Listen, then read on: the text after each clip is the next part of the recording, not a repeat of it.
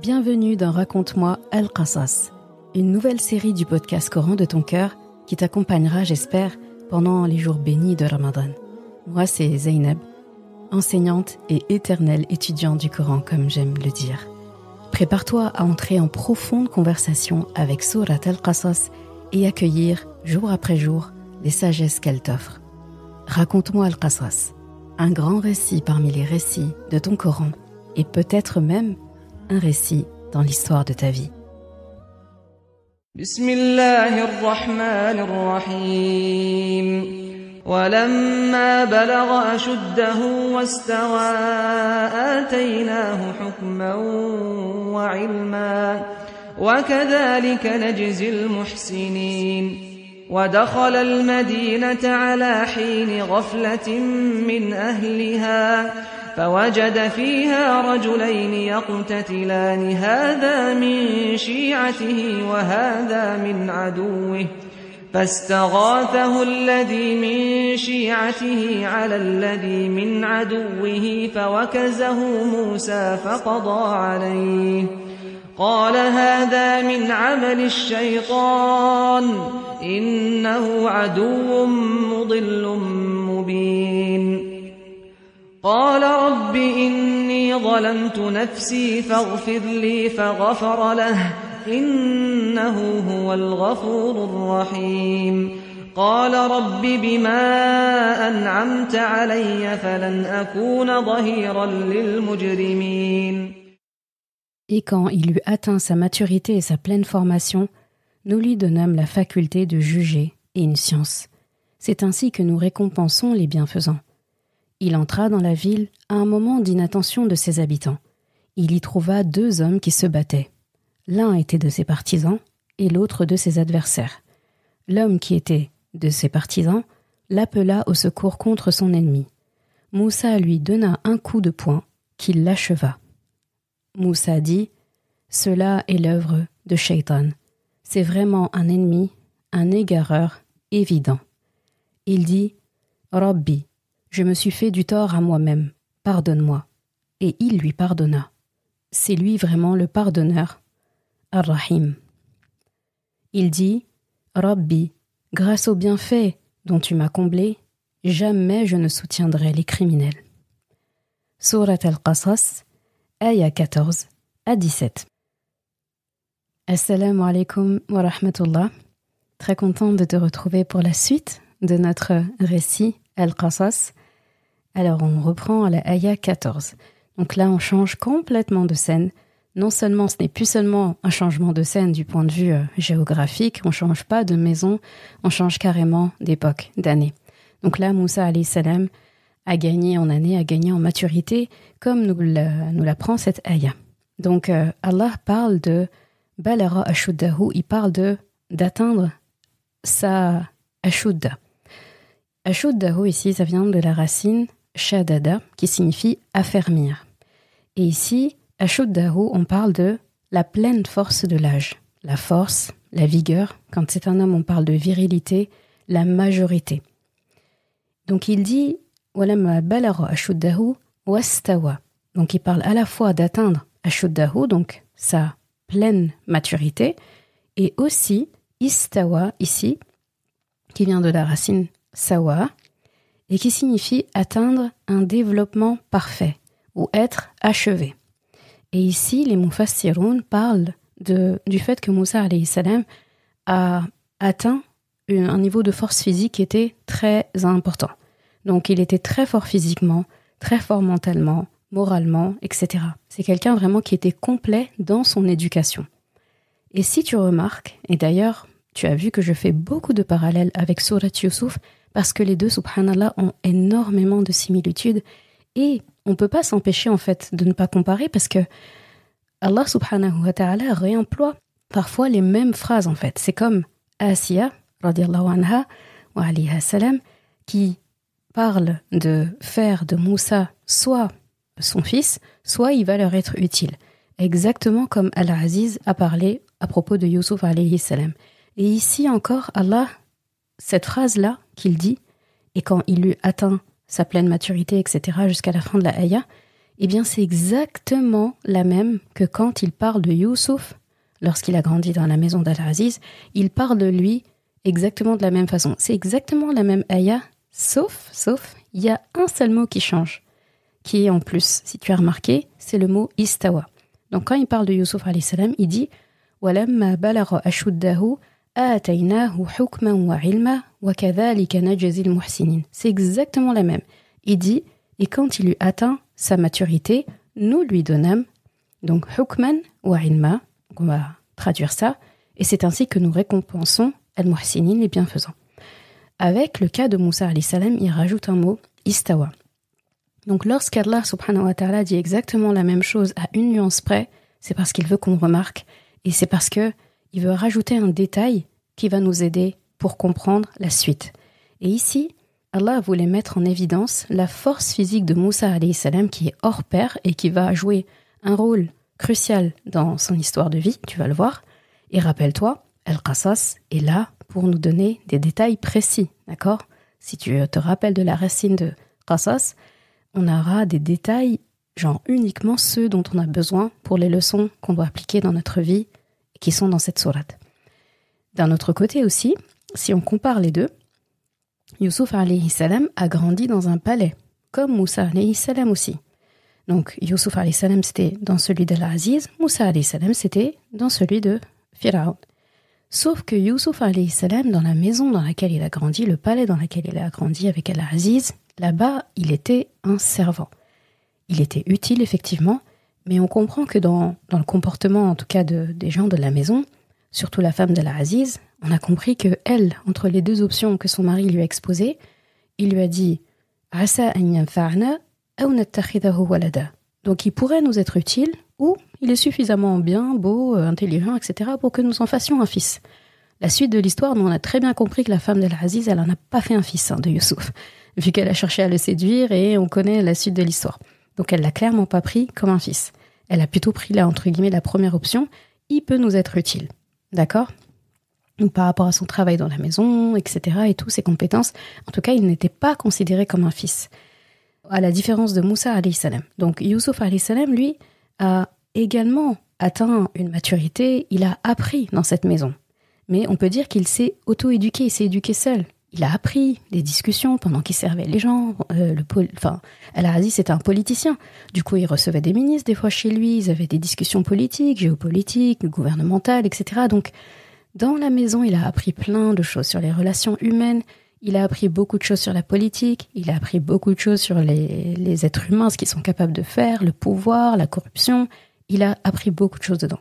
Et il avait, en plus, il est venu avec le bagage de son père, Yaqub alayhi salam, qui est un prophète, qui avait énormément de science, qui lui a appris beaucoup de choses.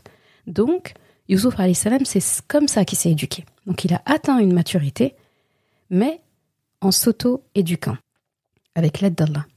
Alors que Moussa alayhi salam, quand il est arrivé dans le palais de Pharaon, c'était pas un grand garçon comme Youssouf alayhi salam. Youssouf alayhi salam, quand il est arrivé, il n'était pas bébé, d'accord ? Donc il n'a pas commencé son éducation là-bas, il a commencé auprès de son père Yaqub alayhi salam. Moussa alayhi salam, lui, il a été élevé comme un fils. Parce que là, si tu reprends la proposition de Asiya alayhi salam, quand elle parle à Pharaon, elle dit « il peut nous être utile » ou on peut le prendre comme un fils. Sauf qu'elle, elle a déjà montré que, on a très bien compris que c'est un fils qu'elle voit en Moussa alayhi salam. Elle l'a élevé comme son fils, elle qui ne pouvait pas avoir d'enfant, et elle, en fait, qui l'a vu tout de suite comme qurratu aini. Donc, la tranquillité de ses yeux, de son cœur, sa réjouissance, en fait. Donc, elle l'a considéré et élevé comme un fils. Donc, tu vois, le contexte est très important parce que, du coup, les enjeux ne sont pas les mêmes. Dans le cas de Moussa alayhi salam, comme il est considéré comme un fils, celui en plus de la première dame d'Égypte, donc pas n'importe qui, alayhi salam, eh bien il a eu une éducation de prince. On lui a appris les codes, l'étiquette, une éducation éthique. Il a reçu aussi des enseignements en termes de politique. Il connaît pas mal de choses sur les relations humaines, diplomatiques, les classes sociales.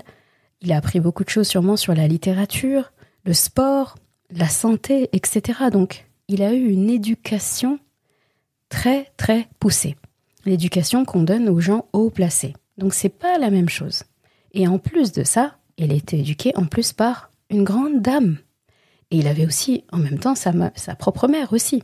Donc, Moussa alayhi salam a bénéficié d'un, on va dire, un atmosphère encore plus complet que Youssouf alayhi salam. Donc, pour cette nuance-là, et par rapport aussi à sa force physique, comme le dit le tafsir, quand Allah parle de istawa, donc c'est vraiment quelqu'un qui s'élance, qui est fort physiquement, qui est bien solide et qu'on peut pas briser, quoi. On parle beaucoup de la force physique quand on parle de istawa. Donc ça, c'est une nuance par rapport à Youssouf alayhi salam qu'Allah a voulu mettre en lumière ici, et parce que ça va nous être utile aussi pour la suite de l'histoire.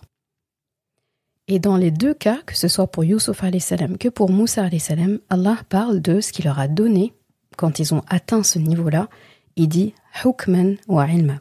Donc pour rappel, quand on dit « hukm », c'est traduit souvent par sagesse, mais c'est plus loin que ça. « Hakama », c'est le fait de juger, de trancher, c'est aussi de la sagesse, mais c'est littéralement le fait de savoir faire la part des choses, la capacité à savoir prendre les bonnes décisions et à contrôler les conséquences. C'est ça, Hakama. Donc Allah lui a donné ça, comme il l'a donné à Youssouf alayhi salam auparavant.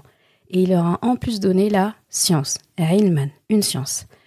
Et l'ordre des mots est très important, comme je l'avais dit dans les épisodes sur Surat Youssouf. D'ailleurs, je fais un parallèle parce que ceux qui suivent le podcast sur YouTube me disent souvent « mais on trouve pas en fait la série Youssouf ». Mais en fait, à l'époque, quand le podcast est sorti, ça se transmettait pas tout de suite sur YouTube en fait. C'était que dans les autres plateformes. Donc du coup, si vous voulez le trouver, il sera soit sur Apple Podcast, Spotify, etc. et toutes les autres plateformes. Et il n'est pas sur YouTube. Peut-être après Ramadan, Inch'Allah, je posterai les épisodes de la série Youssouf, le plus beau des récits, dans le podcast, sur YouTube. Mais en attendant, vous pouvez le retrouver dans les autres plateformes. Voilà, c'est un aparté parce qu'on me pose souvent la question et chaque fois, j'oublie de répondre. Donc, je reprends. L'ordre des choses est très important. Donc, Allah parle de hukm puis ilm. On aurait tendance à se dire qu'il faut d'abord la science pour pouvoir prendre les bonnes décisions. Il faut de la science pour pouvoir trancher, pour pouvoir savoir qu'est-ce qui est juste ou pas, faire la part des choses.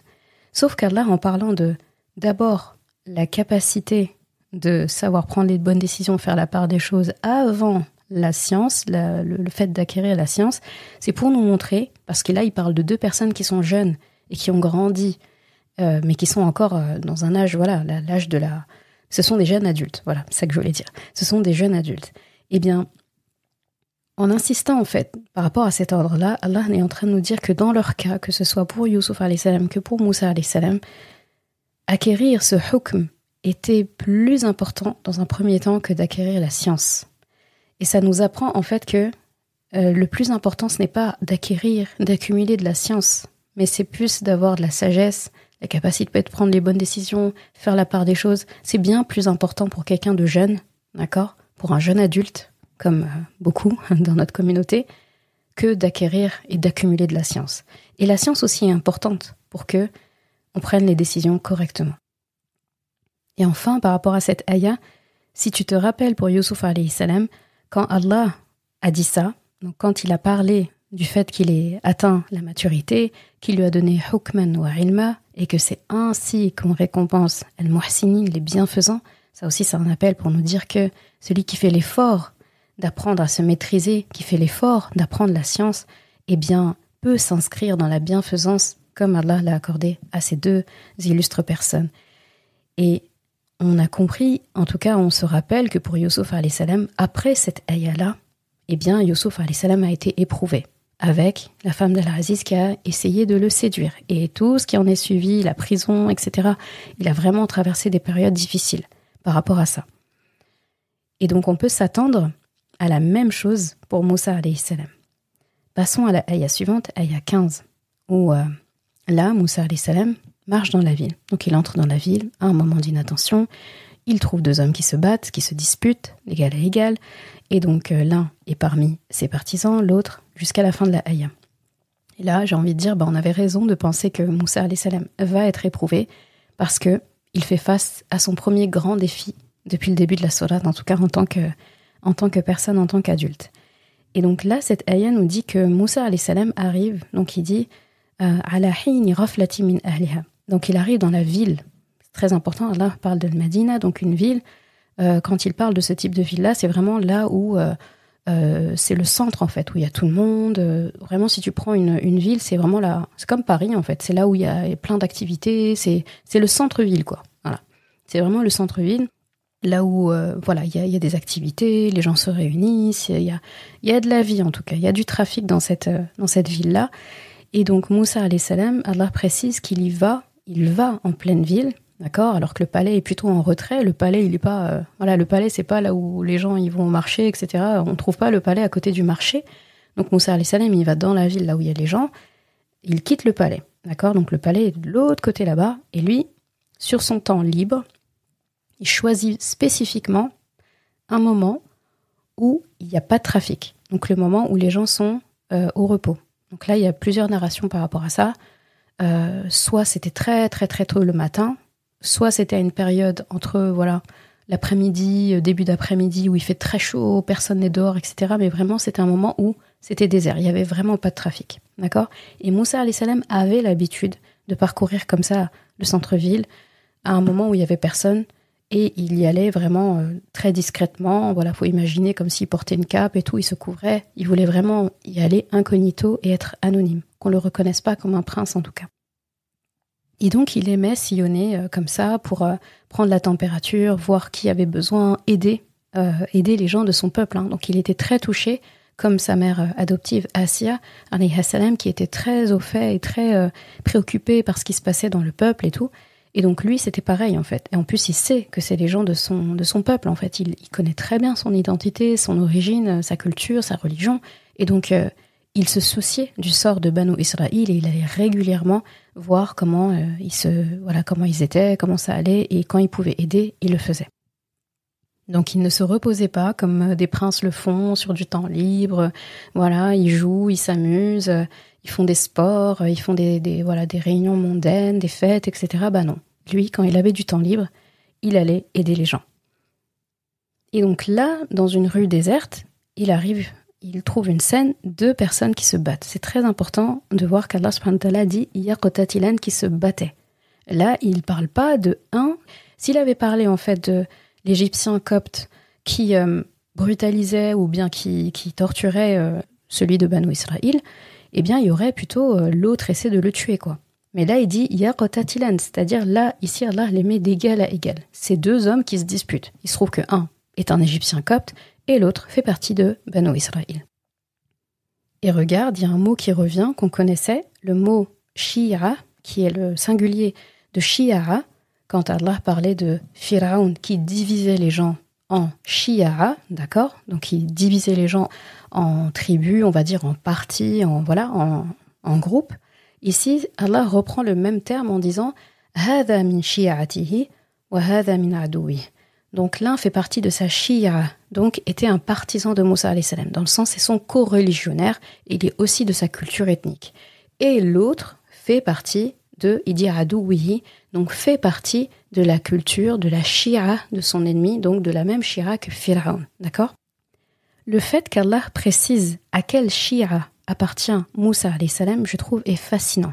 Parce qu'à choisir, on aurait pu attendre qu'Allah subhanahu wa ta'ala associe Moussa alayhi salam plutôt aux Égyptiens, parce qu'il a grandi parmi eux, il mange comme eux, il a il a été éduqué dans un palais où il y a des Égyptiens, il a clairement pas grandi au milieu de Banu Israël, il n'a pas eu le même traitement qu'eux, les mêmes tortures qu'eux, il a été élevé parmi les hauts placés, en plus parmi les Égyptiens. Tous les Égyptiens ne sont pas aisés, d'accord ? Mais lui, il a été élevé parmi les Égyptiens et les plus aisés parmi eux.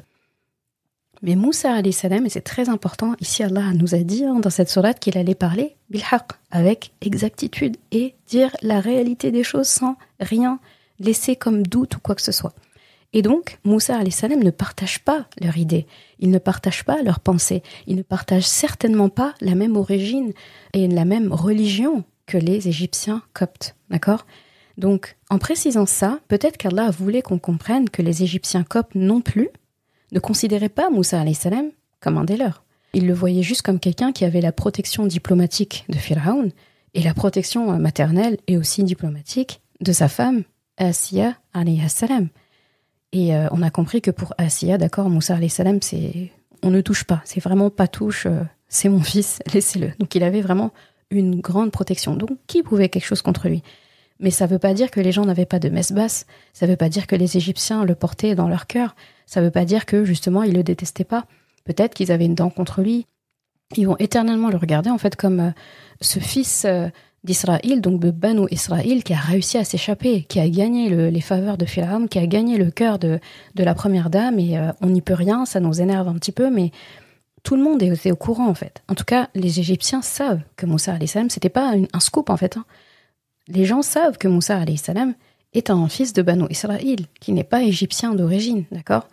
Moussa alayhi salam, parce qu'il est connu aussi, c'est un prince, etc. C'est pour ça que quand il sillonne la ville aussi, il y va discrètement, il y va à un moment donné où il n'y a pas beaucoup de trafic, et il y va en se dissimulant, d'accord?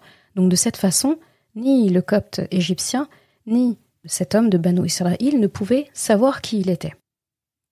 Et de la même façon, donc cette info, elle est très importante par rapport au fait qu'Allah subhanahu wa ta'ala parle en fait de à qui appartient Moussa alayhi salam.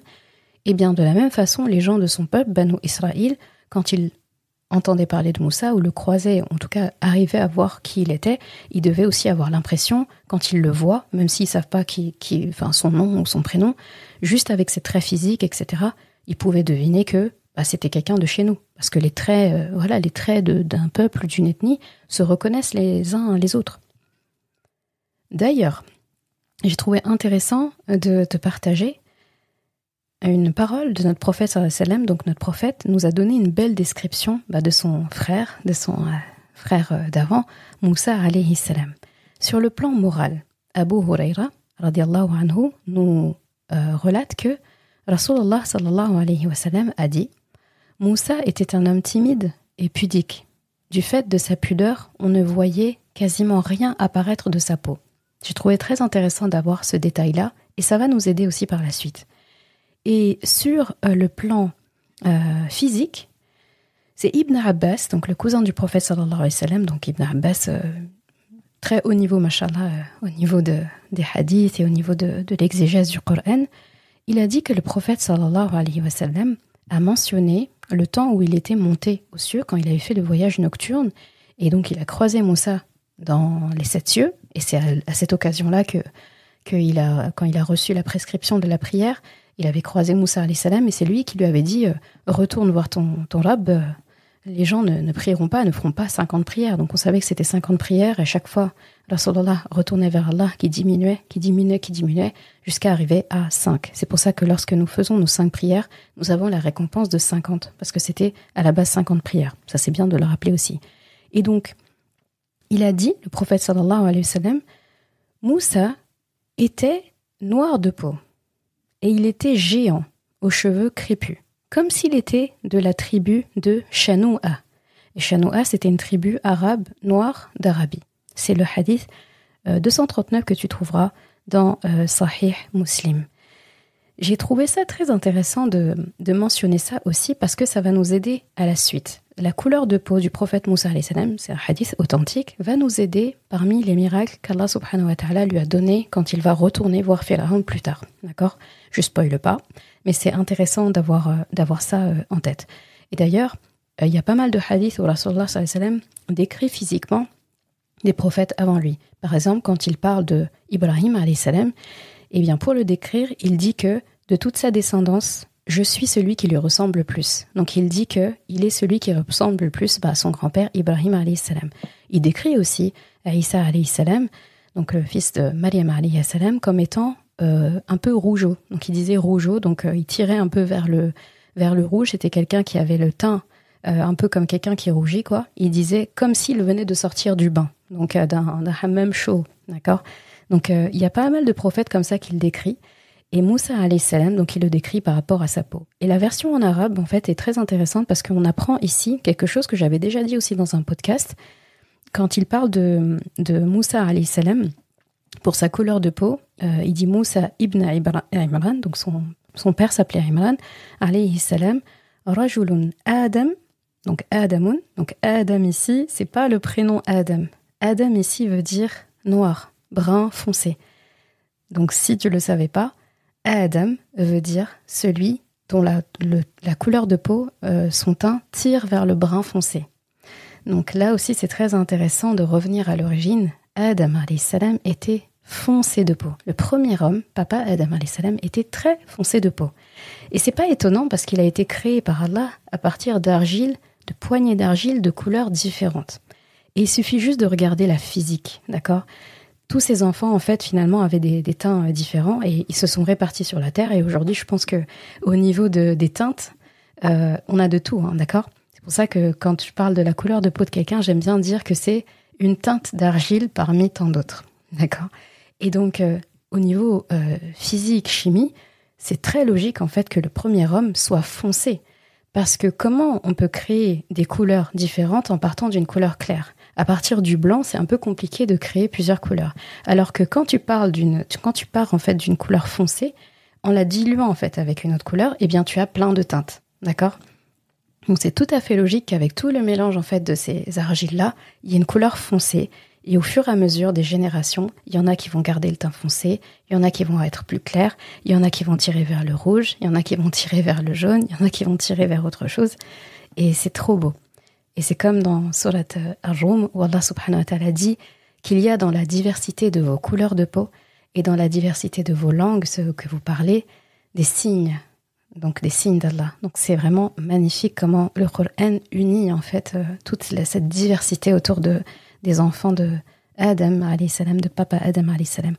Et donc dans ce hadith, Rasulullah a dit donc Moussa ibn Imran alayhi salam, rajulun Adam, donc tu sais qu'ici Adam veut dire sa couleur qui est noire, Poual, donc très grand, donc il dit que Moussa alayhi salam était grand, robuste, élancé, et il dit Ja'ad, donc Ja'ad ça veut dire qu'il avait les cheveux crépus, Ka'annahu mir rijali Shanoua, donc comme s'il était un homme parmi la tribu de Shanoua, et c'était une tribu au temps du prophète sallallahu alayhi wa sallam qui était connue pour leur couleur très foncée de peau. Ensuite, donc il parle en fait je reviens sur le contexte, il parle de cet homme, donc de son parti, de sa shia, donc qui est co-religionnaire à lui, de son peuple, de Banu Israël. Il dit fastarathahu. Donc c'est traduit ici par cette personne a appelé au secours, a appelé Moussa au secours contre l'autre. C'est comme s'il disait, vraiment si tu imagines la scène, Moussa arrive dans une rue, il trouve deux hommes qui se battent, et parmi un des hommes, il y en a un qui appelle Moussa au loin. Il voit Moussa arriver, il comprend tout de suite, en regardant Moussa, en fait, il comprend tout de suite en fait qu'on est du même peuple, toi et moi. Et donc tout de suite, il appelle Moussa, il lui demande à l'aide, d'accord ? Tu peux m'aider, toi là-bas et tout, viens, aide-moi. Faut imaginer ça vraiment.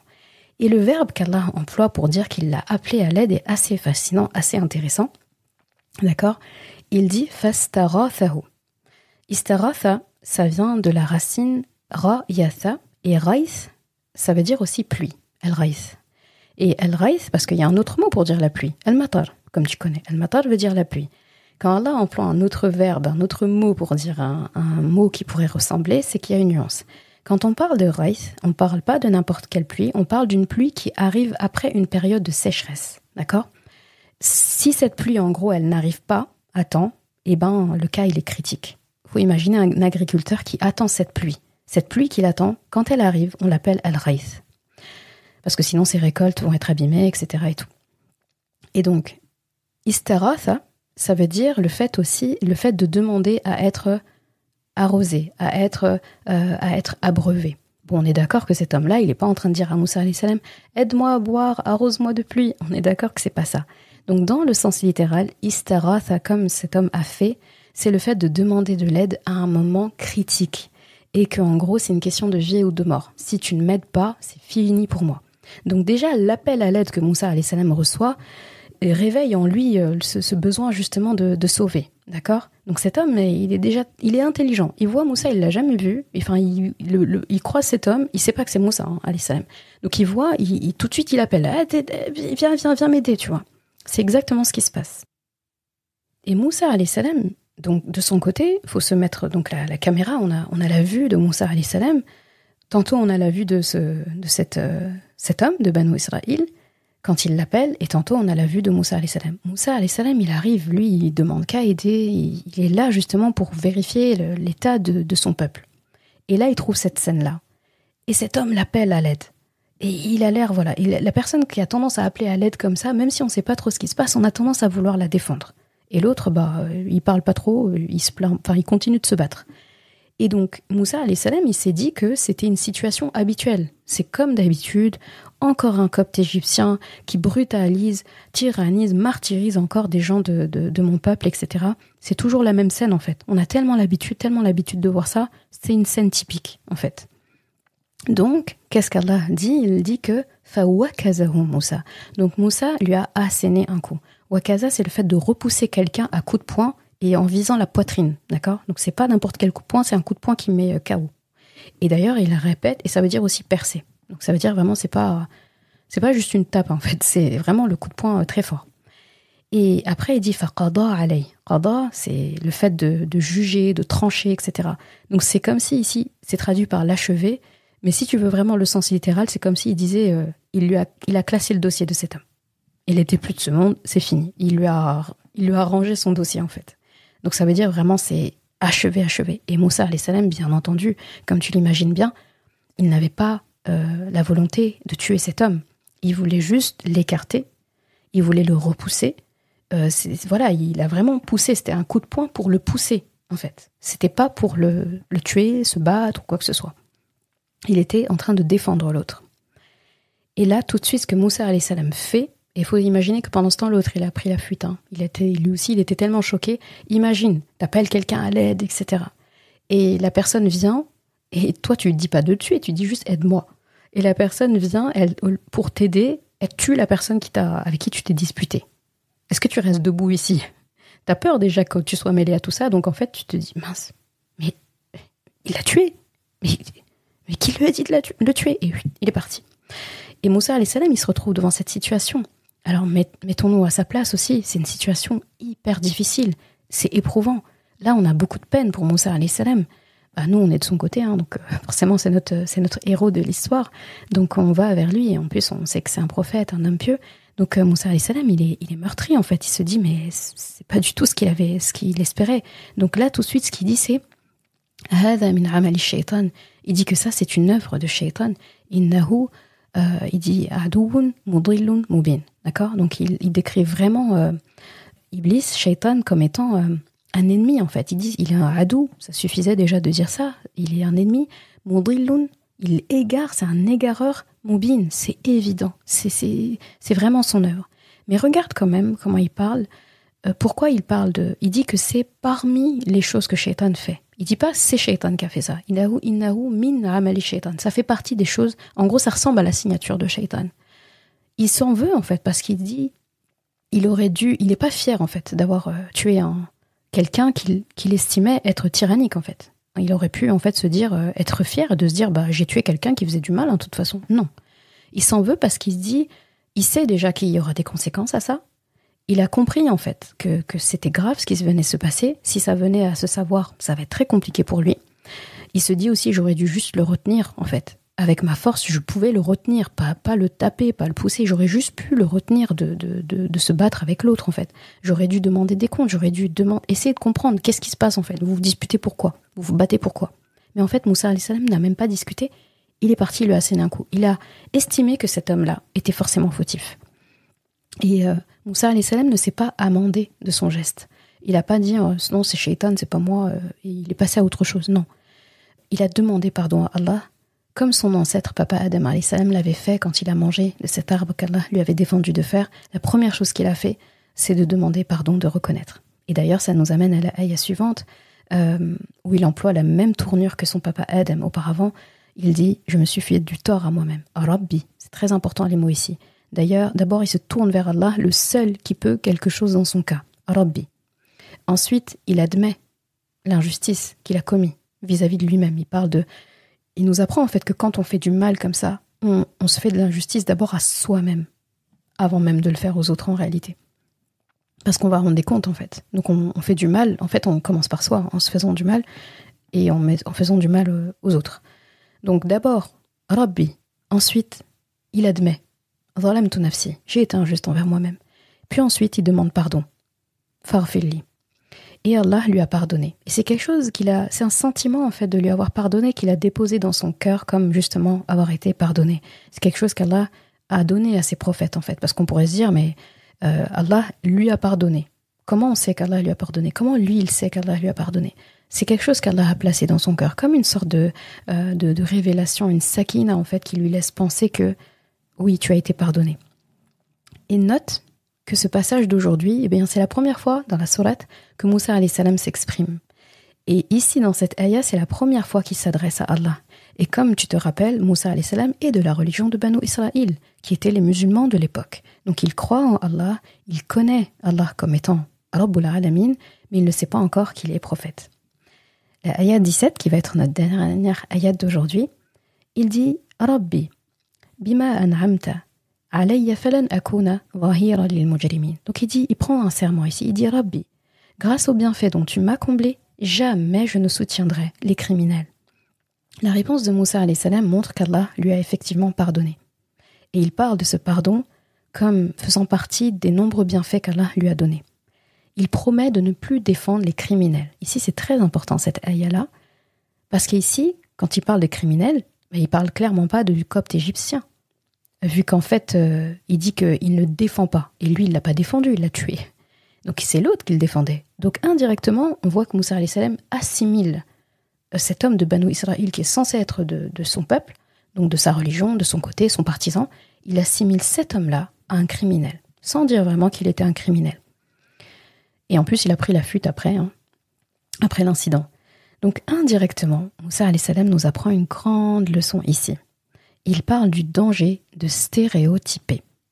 Ce n'est pas parce que quelqu'un est un copte, c'est ce qu'il est en train de se dire, qu'il est mauvais par définition. Ce n'est pas parce que quelqu'un est de Banu Israël, donc de son peuple, de sa religion, qu'il est innocent. Moussa alayhi salam s'en est vraiment beaucoup voulu de s'être fait avoir par cet homme-là, qui l'a appelé à l'aide. Il associe ici le fait de stéréotyper sans preuve et de trancher sans investiguer comme un crime. Et ceux qui font cela, pour lui, ce sont des criminels. On a une belle leçon de vie avec Al-Qasas aujourd'hui. Et c'est où est-ce qu'on en est de ce phénomène dans notre société, le fait de stéréotyper. Et parmi les musulmans même, même pas la peine d'aller loin.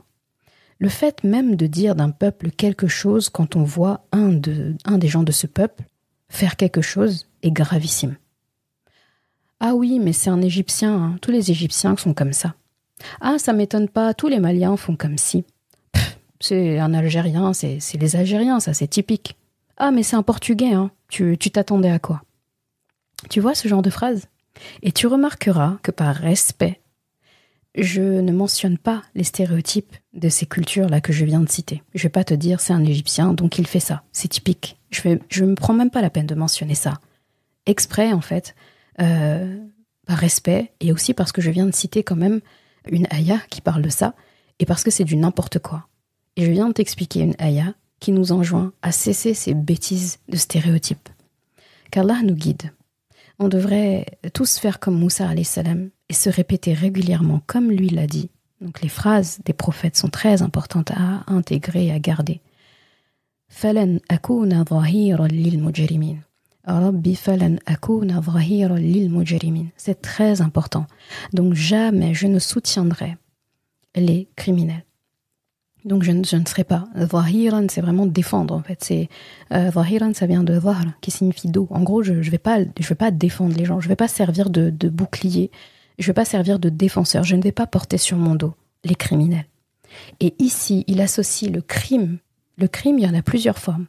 Dans tout le Coran, Allah va définir le crime comme étant, voilà, il y aura une chose et il va définir ça comme un crime. Il y a plusieurs choses qui sont un crime dans la vie. Dans cette ayah-là, Moussa alayhi salam nous apprend, à travers lui, on apprend que stéréotyper peut être assimilé à un crime. C'est très fort. Et combien sommes-nous à faire ça sans s'en rendre compte parce qu'on a l'habitude? Peut-être que ce Ramadan sera meilleur que les autres parce qu'en fait, à partir d'aujourd'hui, on va arrêter de faire ça. On va prendre chaque cas comme il est et arrêter de dire « Oh, c'est quelqu'un d'un peuple comme si, c'est quelqu'un de ce peuple-là ». Bla bla bla. Les preuves de Moussa alayhi salam aujourd'hui nous montrent à quel point c'est grave de faire ça. Alors qu'est-ce qui va se passer après ça? Parce que tu imagines bien qu'il va y avoir des conséquences. Que va-t-il advenir de Moussa alayhi salam? Est-ce qu'on va revoir encore cet homme-là qui l'a appelé à l'aide? Eh bien ça, ce sera pour l'épisode de demain, Inch'Allah. Je te dis assalamu alaikum.